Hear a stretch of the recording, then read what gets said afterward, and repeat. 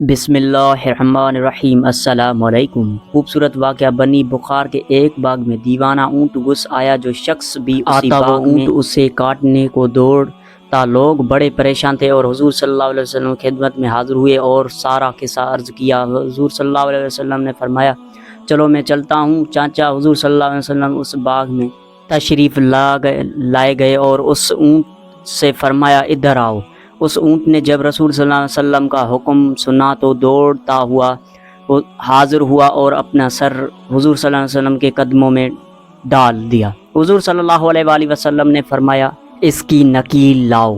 حضور صلی اللہ علیہ وآلہ وسلم نے اس سے نکیل ڈال کر اس کے مالک کے حوالے کر دیا اور اونٹ آرام سے چلا گیا۔ حضور صلی اللہ علیہ وآلہ وسلم نے پھر صحابہ اکرام رضی اللہ تعالی عنہ سے فرمایا، کافروں کو سوا مجھے زمین و آسمان والے سب جانتے ہیں کہ میں اللہ کا رسول ہوں۔ رسول صلی اللہ علیہ وآلہ وسلم نے فرمایا، اللہ عز و جل رات کو اپنا دوست رحمت بندوں کی طرف پھیلا دیتا ہے تاکہ دن کو گناہ کرنے والا توبہ کرے، اور دن کو اپنا دوست رحمت پھیلا دیتا ہے تاکہ رات کو گناہ کرنے والا توبہ کرے۔ یہ سلسلہ جاری رہتا ہے یہاں تک کہ سورج مغرب سے طلوع ہو جائے، یعنی قیامت تک۔ صحیح مسلم 5999۔ حدیث مبارک سرکار دو عالم صلی اللہ علیہ وآلہ وسلم نے فرمایا، میری امت کے ساتھ تمام لوگوں کے گناہ اللہ تعالیٰ بخش دیں گے سوائے ان لوگوں کے جو گناہ کریں۔ لوگوں کو فخر سے بتائیں کہ ہم نے یہ گناہ کیا ہے۔ رسول صلی اللہ علیہ وآلہ وسلم نے فرمایا، ہر دن صبح دو فرشتے اترتے ہیں، ان میں سے ایک دعا کرتے ہوئے کہتا ہے، اے اللہ خرچ کرنے والے کو بہتر بدل عطا فرما، اور دوسرے التجا کرتا ہے، اے اللہ جو خرچ کرے اس کا مال تلف فرما دے۔ رسول صلی اللہ علیہ وآلہ وسلم نے فرمایا، اللہ تعالیٰ فرماتے ہیں، میرے ذکر کے لیے وقت نکالو، میں تمہارے کاموں میں برکت عطا کروں گا، ورنہ دنیا کا کاموں کی کثرت تم پر اس قدر تک ہوگی کہ تمہیں فرست ہی نہ ہوگی اور سکون سے محروم ہوگے۔ صحیح بخاری۔ نبی کریم صلی اللہ علیہ وآلہ وسلم نے فرمایا، بہترین اخلاق یہ ہے کہ جو تم سے تعلق توڑے تم اس سے جوڑو، جو تمہیں محروم کرے اس سے عطا کرو، جو تم پر ظلم کرے اسے معاف کرو۔ حضرت محمد صلی اللہ علیہ وآلہ وسلم نے فرمایا، بدگمانی سے بچتے رہو، کیونکہ بدگمانی کی باتیں اکثر جھوٹی ہوتی ہیں۔ جو لوگوں کی تلاش کرنے کے پیچھے نہ پڑو، آپس میں حسد نہ کرو، کسی کے پیٹھ پیچھے برائی نہ کرو، بغض نہ رکھو، بلکہ سب اللہ تعالیٰ کے بندے آپس میں بھائی بن کر رہو۔ صحیح بخاری 6064۔ صدقہ سے عمر میں اضافہ۔ رسول صلی اللہ علیہ وآلہ وسلم نے ارشاد فرمایا، مسلمان کا صدقہ اس کی عمر میں اضافہ کرتا ہے اور بری موت سے بچتا ہے، اور اللہ تعالیٰ اس کے ذریعے تکبر اور فخر کی بیماریوں کو زائل کرتا ہے۔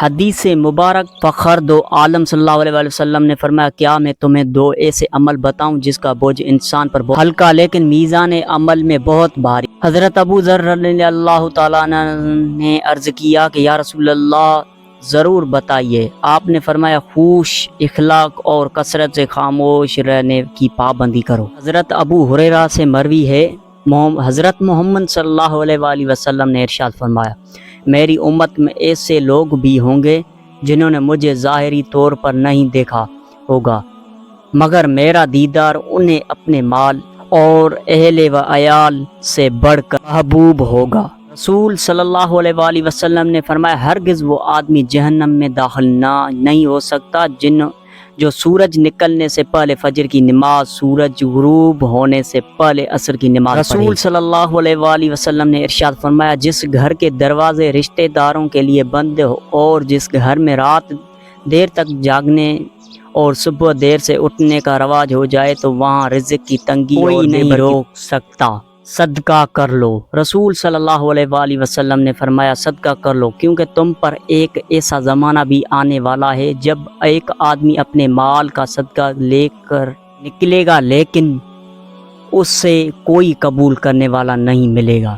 صحیح بخاری 1411۔ رسول صلی اللہ علیہ وآلہ وسلم نے ارشاد فرمایا، مسلمان اپنے گھروں میں اکثر قرآن مجید پڑھتے رہا کرو، کیونکہ جس گھر میں قرآن مجید نہیں پڑھا جاتا اس میں خیر و برکت نہیں ہوتی۔ رسول صلی اللہ علیہ وآلہ وسلم نے فرمایا صدقہ رب کے غصے کو بجھا دیتا ہے اور بری موت سے بچاتا ہے۔ رسول صلی اللہ علیہ وآلہ وسلم نے فرمایا جب تو بیمار کے پاس جاؤ اس سے اپنے لیے دعا کی طلب کرو، بیمار کی دعا ایسی ہوتی ہے جسے ملائکہ کی دعا۔